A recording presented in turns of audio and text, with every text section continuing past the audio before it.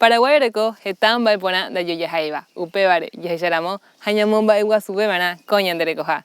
Bienvenidos a otro especial de Paraguay Salvaje. Y en esta ocasión vamos a conocer un poco más de un animal hermoso que tenemos en esta región, el tapir omborevi.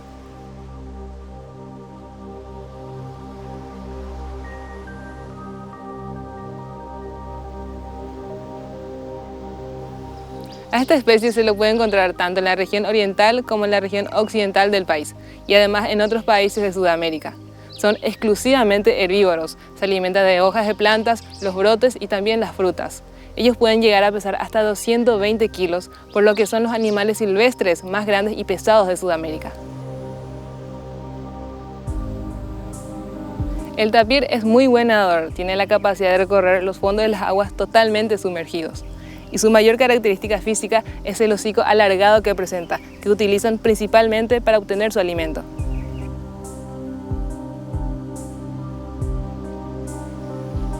Presentan un pelaje corto y oscuro, aunque las crías pueden presentar un color pardo con manchas crípticas que se difuminan con la edad. Ellos son mayormente activos durante la noche y el atardecer.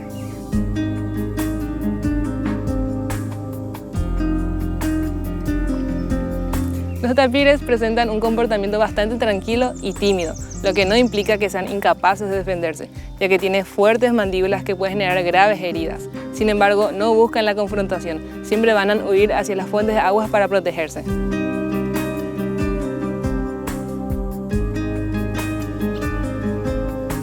Los tapires tienen un rol bastante importante en la naturaleza, ya que generan una dispersión de semillas que mantiene la variabilidad y regulación de las plantas. Justamente por eso se los conoce como los ingenieros ecológicos o los jardineros de la selva, de ahí su gran importancia en la conservación. Espero que hayan disfrutado de este especial y nos volveremos a encontrar en una próxima edición con más de Paraguay Salvaje. Si te gustó este video, dale like y déjanos tus comentarios. No olvides que puedes suscribirte a nuestro canal de YouTube, activar las notificaciones para que no te pierdas de ninguno de los materiales que vamos subiendo. Acá te dejo un nuevo material y acá puedes ingresar para saber un poco más sobre nuestro equipo. También puedes seguirnos en todas nuestras redes sociales. Nos vemos en un próximo video con más maravillas de nuestra hermosa naturaleza paraguaya.